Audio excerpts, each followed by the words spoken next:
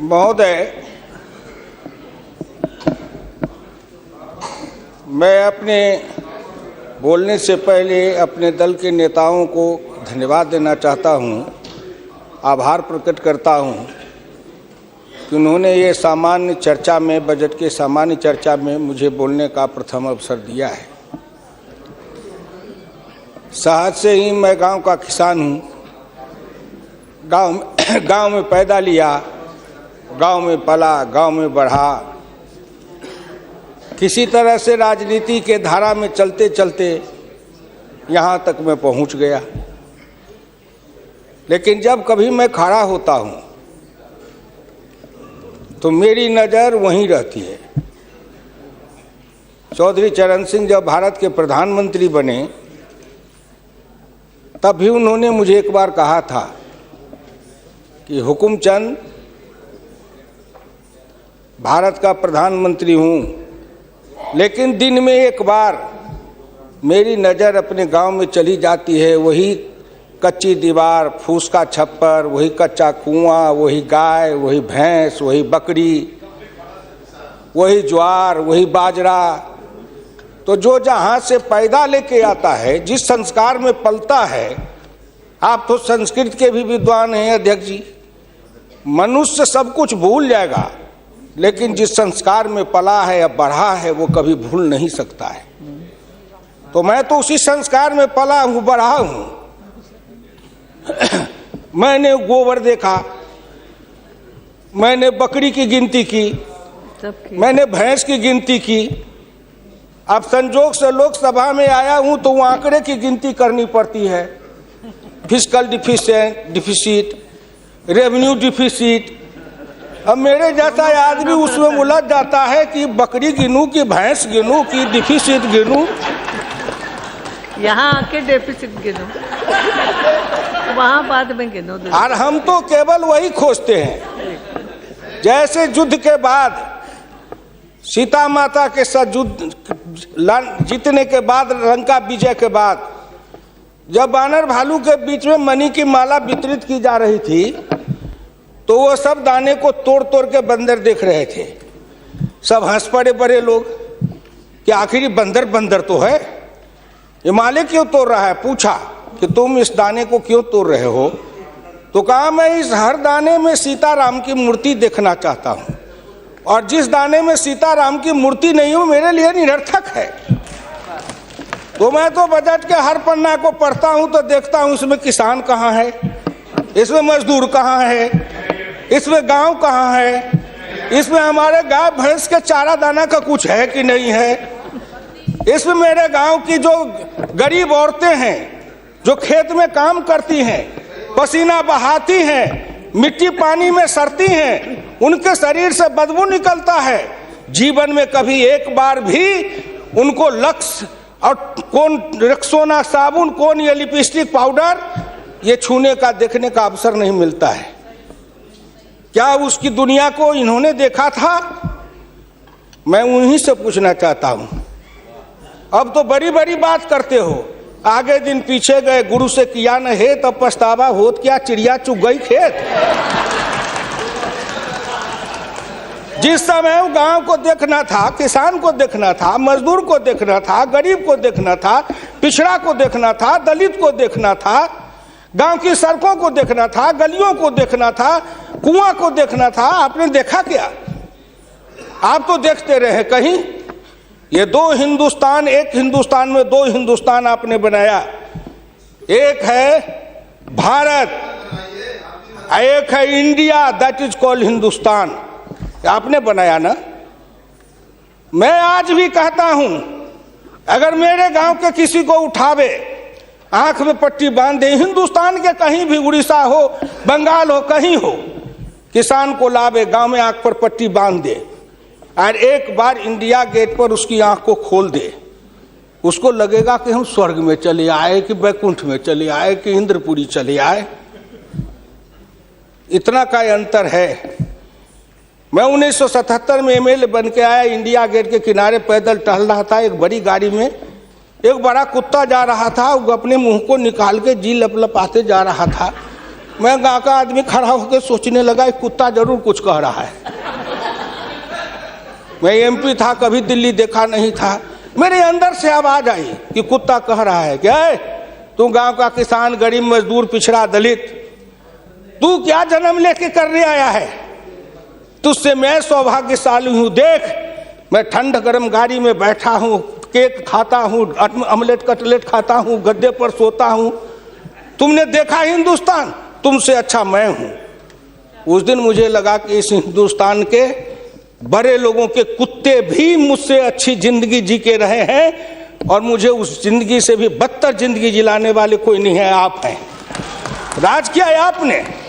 मैं आंदोलन किया, जेल में गया, जेल में सराया। आज भी पूर्वा हवा चलती है तो आपके पुलिस की लाठी से जो हड्डी में चोट है वो कहीं ना कहीं दर्द करने लगता है।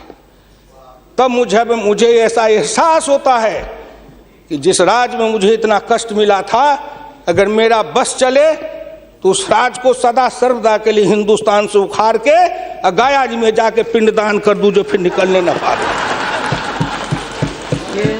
क्या बात करते हैं साहब? आपसे मैं आखिर में नहीं जाऊंगा। आप योजना आयोग की बात कर रहे थे, मैं अपने गुरु डॉक्टर लोहिया की बात को आपके सामने मैं दिखाना चाहूंगा। मैं नहीं बोलता, मुझे तो उन्होंने दृष्टि दी थी। इसी लोकसभा में 6 सितंबर 1963 को एक बहस हुई थी, ख्याल रखिएगा, जिस बहस ने पंडित नेहरू को भी हिला दिया था।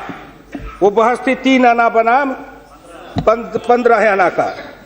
लोहिया ने कहा था, मैंने 27 करोड़ हिंदुस्तान के लिए 3 आने रोज की आमदनी कही, प्रधानमंत्री ने 15 आने रोज की और योजना मंत्री ने 7.5 आने रोज की।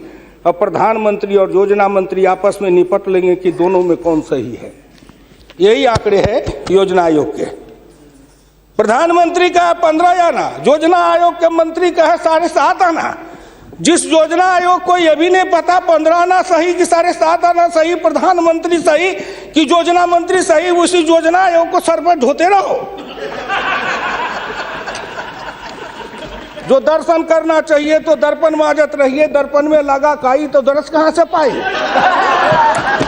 क्या बात करते हैं साहब?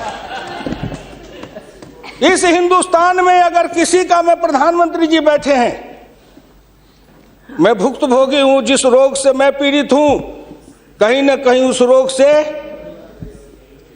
आप भी पीड़ित हैं। बीरप्पा मोइली जी, आप भी पिछड़े वर्ग से हैं, मैं भी पिछड़े वर्ग से हूं। का दुख जाने दुखिया की, का दुख जाने दुखिया माए, जाके पैर न फटे बीमारी, सोका जाने पीर पराई। आपके मल्लिकार्जुन जी भी उसी दलित समाज से हैं। आपने सामाजिक पीड़ा को झेला नहीं है, भोगा नहीं है। इस हिंदुस्तान में अगर सबसे बड़ा कारण और सबसे बड़ी चीज अगर रही है सनातन काल से, तो वह हिंदुस्तान की जाति प्रथा। उस जाति प्रथा के कारण क्या क्या नहीं भोगा हमने और क्या नहीं भोगते हैं। अभी अभी चुनाव हो रहा था, श्री नरेंद्र मोदी जी के लिए कोई कह रहा था, मेरे ऑफिस के आगे चाय की दुकान खुलवा देते हैं, फुटपाथ पर जाओ चाय की दुकान के लिए दुकान दे देते हैं। और कुछ कहने के लिए नहीं मिलता है लोगों को? नहीं मिलता है क्या? क्यों उपहास करते हो? मैं लोकसभा में हूं, अगर कोई कहे शरद यादव गए थे चुनाव लड़ने के लिए अमेठी में, लोकदल से नारा लगा था, शरद यादव वापस जाओ, लाठी लेके भैंस चराओ। कर्पूरी ठाकुर जैसा नाई का बेटा गरीब, जिसके नेतृत्व में बिहार में इतना परिवर्तन किया, वो बिहार का मुख्यमंत्री बना, 27% आरक्षण दिया, हाई स्कूल तक फीस माफ किया, मिडिल स्कूल तक फीस माफ किया, 5 एकड़ से मलगुजारी माफ किया। और कर्पूरी ठाकुर के लिए नारा लगा था, कर्पूरी ठाकुर दिल्ली जाओ, छुड़ा लेके सैलून खोलो। क्या क्या नहीं साहब हूं, क्या क्या नहीं देखा हूं। इसलिए दिल के अंदर वो दर्द और पीड़ा है। क्या आखिर कहीं ना कहीं मुझे यह भी लगता है, क्या हिंदुस्तान के पिछड़े और दलित समाज के लोगों ने अपराध किया था कि उसमें जन्म लिया?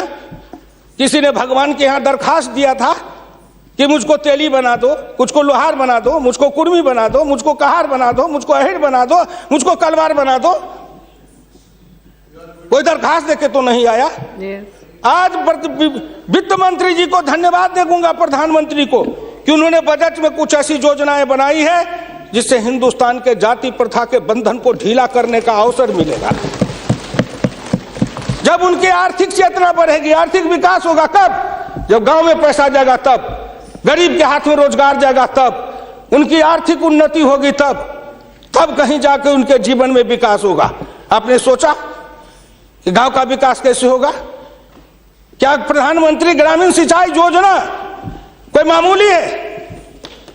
खर्च पर पाबंदी लगाते हुए डॉक्टर लोहिया ने इसी लोकसभा में बहस करते हुए पंडित नेहरू से कहा था, मैं कुछ नहीं चाहता, एक काम कर दो, सारे लोगों के, बड़े लोगों के खर्च पर सीमा लगा दो, आय पर, आमदनी पर नहीं, खर्च पर सीमा लगाओ, इससे अधिक खर्च नहीं करेगा, और उससे जो पैसा बने उसके एक सिंचाई योजना बनाओ और 20 साल का बॉन्ड बनाओ। मैं कुछ नहीं कहता, केवल हिंदुस्तान के हर खेत में पानी पहुंचा दो, हिंदुस्तान की तरक्की हो जाएगी।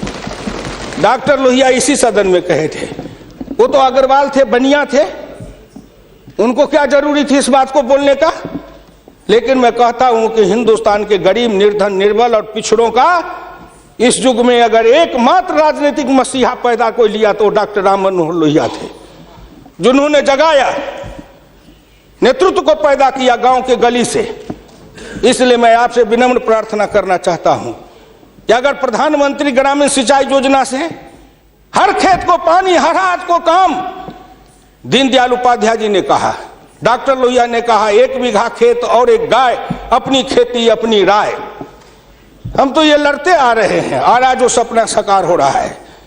इसलिए मैं आपसे विनम्र प्रार्थना करना चाहूंगा कि सवाल है दृष्टि का, दिशा का और संकल्प का। आपकी दृष्टि कुछ और थी, अब दृष्टि बदली है।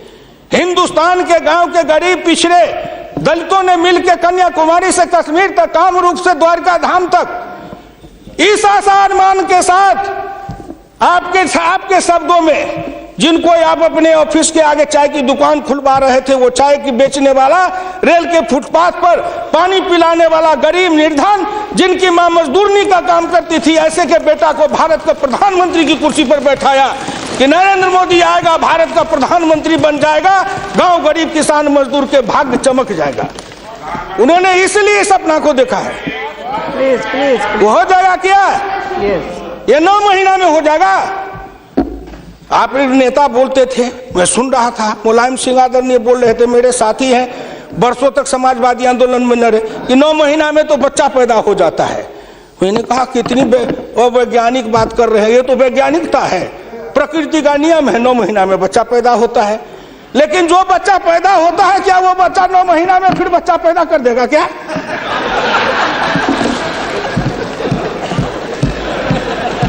कितनी आप वैज्ञानिक बात बोल रहे हो? इस सरकार का 9 महीना हुआ, 10 महीना हुआ, सरकार पैदा हुई, अब क्या सोचते हो? आप क्या सोचते हो? इसलिए आपसे मेरी विनम्र प्रार्थना है कि संभलो, अभी भी आप संभलिए, प्लीज अभी आप संभलिए। आप बजट को क्या समझते हो? आप बसीर रहिए। मैं वीरप्पा मोइली साहब नहीं हूं। वीरप्पा मोइली साहब आंकड़े बता रहे थे, मैं उन आंकड़ों का जवाब दे रहा हूं कि आपने इतने दिन ये आंकड़े अब हमको पढ़ा रहे हैं। आपने क्या आंकड़े पढ़े थे? आपने आंकड़े पढ़े? 1951 में किसान थे 71.9%, 211 आपका राज, घट के हो गए 45.10 पॉइंट, 26.08 पॉइंट किसान गायब हो गए। कहाँ गायब हो गए? कहीं नहीं गायब हुए। खेतिहर मजदूर थे 28.1 पॉइंट, और वो घट करके हो गए 17.5, वो बढ़ गए 26.08। अध्यक्ष महोदय, जितना किसान गमा उतना खेतिहर मजदूर बनाया। ये आंकड़े नहीं है क्या? ये सच है कि नहीं? तो आप बजट बनाते रहो। बड़े बड़े अर्थशास्त्री आए, एक विद्वान आए अर्थशास्त्र के, कहां से? वो हार्वर्ड वाले। हमका कहा है हार्वर्ड? हमने कहा इस देश को कर देगा हार्वर्ड। तो हर्बट वाला हर्बर करेगा। हिंदुस्तानी अर्थशास्त्री चाहिए अरुण जेटली के जैसे। और ये कहां गए बोलिए? अगर ये चौधरी चरण सिंह हिंदुस्तान के जितने कृषि अर्थ ग्रामीण अर्थशास्त्री हुए, जेसी कुमारप्पा से लेकर चौधरी चरण सिंह तक, सबने एक ही बात कहा, खेती पर से जो जो भार घटेगा त्यों तो गांव की उन्नति होगी, किसान खुशहाल होगा। खेती पर से भार को कम करो। आपने कम किया, लेकिन हमको बनाया क्या? ऑफिसर बनाते, नौकरी देते, उद्योग लगाते, हाथ में काम देते, साइकिल देते, मोटरसाइकिल पर चढ़वाते, तब न समझते। हम किसान थे, हमको मजदूर बना दिया, झुग्गी झोपड़ी में डाल दिया, गंदी जिंदगी, कीड़े की जिंदगी जीने के लिए हमको रख दिया। जो गांव में बसने वाले थे वो 82.7 थे और घट के हो गए 68.08। 14% गांव के लोग गायब हो गए। कहां गायब हो गए? गायब होके कहां गए? आपके यहाँ दिल्ली में फुटपाथ पर सोते हैं, पेड़ के नीचे सोते हैं, पेड़ के नीचे जन्मते हैं, बलते हैं, बढ़ते हैं, पेड़ के नीचे शादी करते हैं, हनीमून बनाते हैं, वहीं फिर बच्चा पैदा करते हैं, फिर पेड़ के नीचे ही अपना परिवार बसाते हैं। हमारे बच्चे को लाया, हाथ में रिक्शा थमाया, ठेला थमाया, फुटपाथ पर काम करवाया, गरीबी से मजदूर किया, कुत्ते के जैसे जिंदगी जीने के हमको मजबूर कर दिया। और ऊपर से आप बताते हैं कि हम अब तुम्हारे लिए क्या दे दिया? फूड सिक्योरिटी दे दिया। फूड सिक्योरिटी, दाना उपजावे, धान उपजावे हम, गेहूं उपजावे हम, अनाज उपजावे हम, मेहनत करे हमको बस समझते हैं आप भिखमंगा। फूड सिक्योरिटी, हर आदमी पर 1 किलो चावल और 3 किलो गेहूं देंगे। आप बड़े बड़े बड़े बजट वाले और शास्त्री वाले हैं, महीना में 1 किलो चावल खा के रहो, एक आदमी 3 किलो गेहूं खा के रहो। ये गरीबी का उपहास है, हमारी निर्धनता और गरीबी का उपहास है।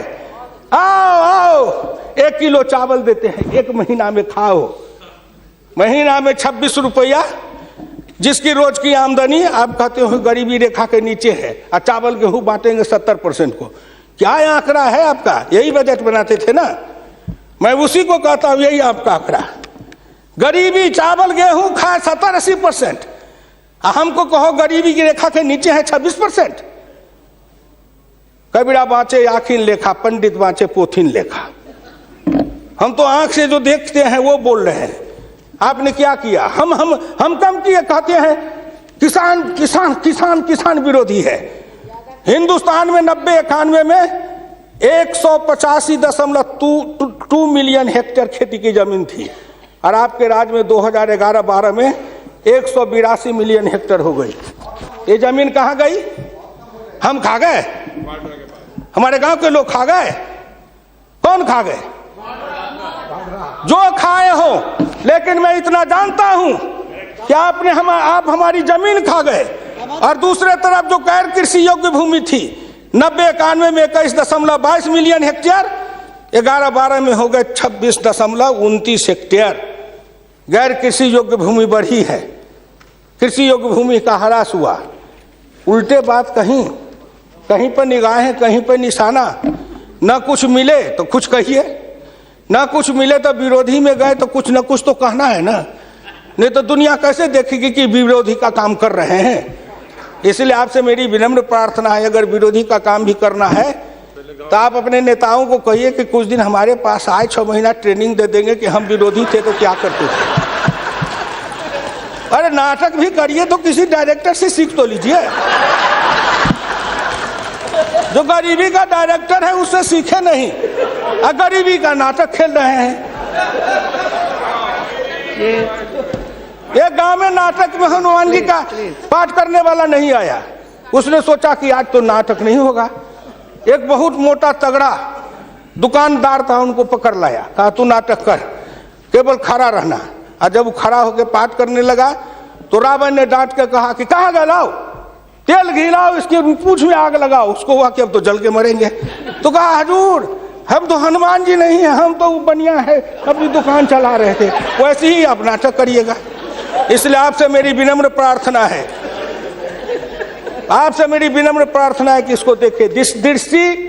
दिशा, जब तक आपके पास में दृष्टि नहीं बनेगी, आपकी दिशा नहीं ठीक थी, आपकी दृष्टि नहीं ठीक थी, तो आप संकल्प क्या कर रहे थे?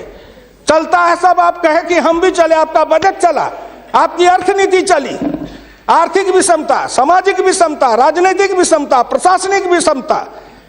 क्या मैं पूछता हूं कि आपके किसी बजट से इन विषमताओं को अंत करने के लिए कोई काम किया? नहीं किया। इसलिए हमारे गुरु डॉक्टर लोहिया कहते थे कि हिंदुस्तान में जब तक जाति प्रथा है और जब तक इस जाति प्रथा का रोग रहेगा तब तक हिंदुस्तान का कल्याण नहीं होगा। भ्रष्टाचार के पीछे भी जाति प्रथा है। कोई माननीय प्रधानमंत्री बैठे हैं, हिंदुस्तान के अंदर किसी को अगर चाहेंगे कुछ कर दे, प्रधानमंत्री रहते हुए क्या है जो कर देंगे? जिस जात का सरकारी नौकर होता है, मैं भी इतने दिन तक 54 वर्ष रह के देखा, मंत्री रह के देखा, जिस जात का सरकारी नौकर, उसके ऊपर कलम उठाइए तो उसके जात का न जाने कहां से कहां सभी जगह से लोग आ जाते हैं उसको बचाने के लिए। जात पर हमला, अगर किसी बेईमान पर हमला है तो जात पर हमला, किसी भ्रष्टाचारी पर हमला है तो माना जाता है जात पर हमला है। इस जात को तोड़ने के लिए सबसे बड़ा कदम उठाना पड़ेगा। मैं वित्त मंत्री जी को धन्यवाद देता हूं, प्रधानमंत्री जी को, कि कुछ योजनाएं ऐसी आई हैं, लेकिन मैं एक प्रार्थना करूंगा। हमको कहते हैं कि आरक्षण की बात मैं कहता हूं शुरू दिन से, सदन सहमत हो और आप भी सहमत हो तो प्रधानमंत्री जी से कहूं कि तुरंत लागू करिए, लेकिन इसमें सहमति का सवाल है, राष्ट्रीय सहमति, सदन की सहमति, आपकी सहमति। सब आरक्षण मेरा खत्म कर दीजिए, लेकिन एक कर दीजिए, सरकारी नौकरी और सरकारी सेवा, इन दोनों के लिए अंतर जातीय विवाह को अनिवार्य करिए। न रहेगी जाति, न रहेगा बांस, न बजेगी बांसुरी, जातियां टूटेगी। अंतर जातीयता के कारण हिंदुस्तान में एक जाति बनेगी, वह जाति बनेगी भारतीय, वह जाति बनेगी मानव जाति। इन जातियों के रेखा को तोड़िए। इसके लिए अगर कर सकते हैं तो आप सहमत है तो बोलिए। आप कहते हैं गरीब और अमीर मिटा देंगे, लेकिन न्यूनतम और अधिकतम की रेखा तय कर दे, यह सरकार करना चाहे, नरेंद्र मोदी जी चुटकी में कर देंगे, क्योंकि इनका क्या बिगड़ेगा? इनका कुछ नहीं बिगड़ेगा। नरेंद्र मोदी जी अगर न्यूनतम और अधिकतम की रेखा तय करेंगे तो इनका कुछ जाएगा, न परिवार का जाएगा, न बाल बच्चे का जाएगा, किसी का कुछ नहीं बिगड़ने वाला है। लेकिन चिल्लाने लगेंगे तो हम 100 से कम न 1000 से ज्यादा समाजवाद का यही तकाजा। बड़े समाजवाद की बात करते हैं, मैं ज्यादा समय नहीं लूंगा, मैं इनको समाजवाद की बात अपने गुरु डॉक्टर लोहिया की पढ़ के सुना दूंगा। और हमारे कुछ समाजवादी हैं, अब वो तथाकथित समाजवादी हो गए हैं, समाजवादी तो रहे नहीं लेकिन तथाकथित हैं। आप मुझको कह देंगे कि आप भाजपा में चले गए, मैं भाजपा में क्यों आऊं? आपके ऐसे दल बने, इस दल के टुकड़े 1000 हुए, कोई यहाँ गिरे कोई वहां गिरे, मैं कहाँ दौड़ा फिरता, मैं चला आया भाजपा में। मैं भारतीय जनता पार्टी के नेताओं को धन्यवाद देना चाहता हूँ कि हुकुमदेव नारायण 3 बरस से ज्यादा किसी पार्टी को दुरुस्त नहीं रहने देता था। आज 20 बरस से भारतीय जनता पार्टी में अटल अटक खड़ा हूँ। इस पार्टी में जब तक कोई ताकत नहीं है, अडवाणी जी में, अटल जी में, नरेंद्र मोदी जी में, इन सब लोगों में जब कोई गुण नहीं है, तो मेरे जैसे उदंड आदमी को 20 वर्ष तक अपने पिंजरे में रख लिया है, कोई साधारण योग्यता है? इस बात को समझो। मैं आखिरी में कहूंगा अध्यक्ष महोदय, समाजवाद हर किसी से सिद्धांत की तरह एक होता है थोक, एक होता है फुटकर, एक होता है सगुन, एक होता है निर्गुण, एक होता है सिद्धांत, एक होता है कार्यक्रम। समाजवाद से एक सीढ़ी नीचे उतरो, उस सीढ़ी का नाम है बराबरी। उस बराबरी से एक सीढ़ी नीचे उतरो। गौर करिएगा कौन कौन बराबरी? आर्थिक बराबरी, सामाजिक बराबरी, राजकीय बराबरी, धार्मिक बराबरी। उससे एक सीढ़ी और नीचे उतरो, तब उसके बाद आएगी समता, संपूर्ण समता, संभव समता। तब एक सीढ़ी और नीचे उतरो, तब अधिकतम और न्यूनतम की सीमा लगाओ। ये धार्मिक बराबरी की भी बातें भी की गई है। अगर हम धार्मिक बराबरी पर जी समाप्त करेंगे, अगर धार्मिक बराबरी पर मुझे कहा जाए तो मैं कहने लगूं तो कितनी अपनी पीड़ा सुना दूंगा कि धार्मिक बराबरी इस देश में कैसी है। उसके संबंध में मैं ज्यादा समय नहीं लेकर के केवल आपके सामने मैं सुना देना चाहूंगा। समन्वय दो तरह का होता है, एक दास का समन्वय, एक स्वामी का समन्वय। मैं नहीं कहता, महान समाजवादी अर्थशास्त्री डॉक्टर लोहिया ने इसी सदन में 26 मार्च 66 को कहा था। गौर से शब्दों को सुनिए। समन्वय दो तरह का होता है, एक दास का समन्वय, एक स्वामी का समन्वय। पिछले 1000 बरस के इतिहास से हिंदुस्तान ने स्वामी का समन्वय नहीं सीखा, वह एक दास का समन्वय रहा है। मैं तो श्री नरेंद्र मोदी जी सरकार से कहूंगा कि 1000 साल से भारत दास भाव से सांस्कृतिक समन्वय में रहा है।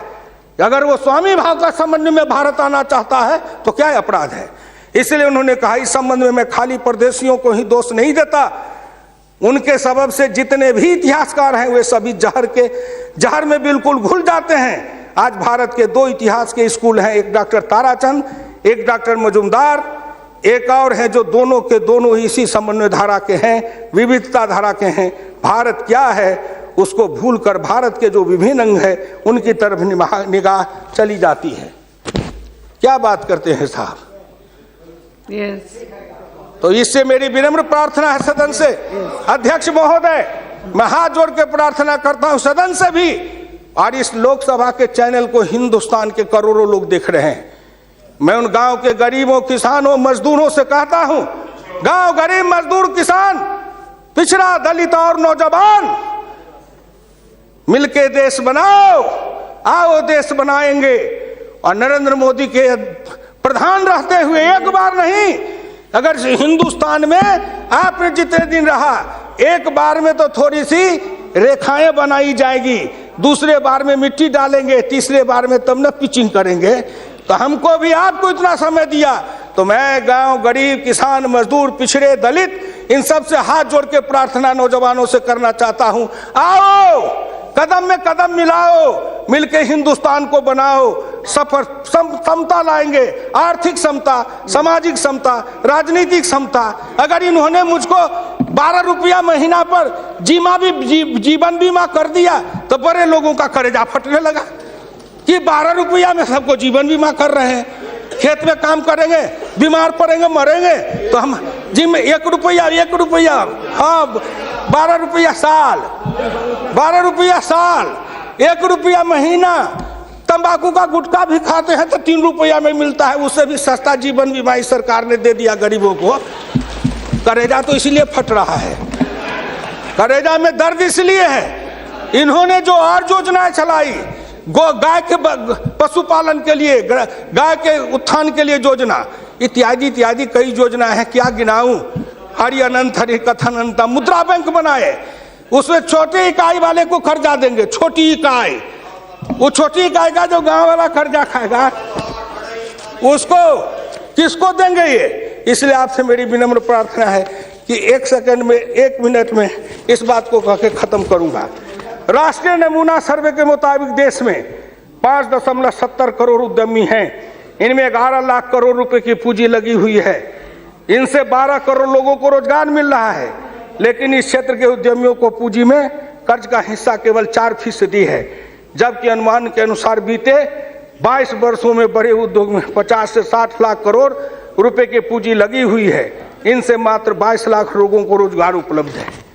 ये छोटे उद्योग, बढ़ई को, लोहार को, कुम्हार को, हजाम को, ये जो छोटे छोटे, ये जाति छूटेगी इससे। जाति आधारित हिंदुस्तान में पेशा है और पेशा के आधार पर जाति बनाया गया। अब इन रोजगार के जरिए उनके हाथ को काम देंगे, उन छोटे उद्यमियों को रोजगार देंगे। इनके कलेजा में दर्द हो रहा है कि नरेंद्र मोदी आया है, मुद्रा बैंक बनाएगा, गांव के गरीबों के हाथ में रोजगार जाएगा। ये गरीब बनेंगे पहलवान, गरीब बनेंगे विद्वान, गरीब बनेंगे बुद्धिमान, गरीब के हाथ में दम ताकत आएगी तो आपके आगे शर्म गच्छामी नहीं होंगे, न फूड सिक्योरिटी खाएंगे, न मनरेगा खाएंगे। हम अपने पसीना और पुरुषार्थ से, अपनी कमाई से इस देश को बनाएंगे। हम आपके भिखमंगा बन के जिए हैं, अब हम स्वाभिमान के साथ जिंदा रहना चाहते हैं। इसलिए मैं भारत के प्रधानमंत्री और वित्त मंत्री को धन्यवाद देता हूं। बहुत बहुत धन्यवाद।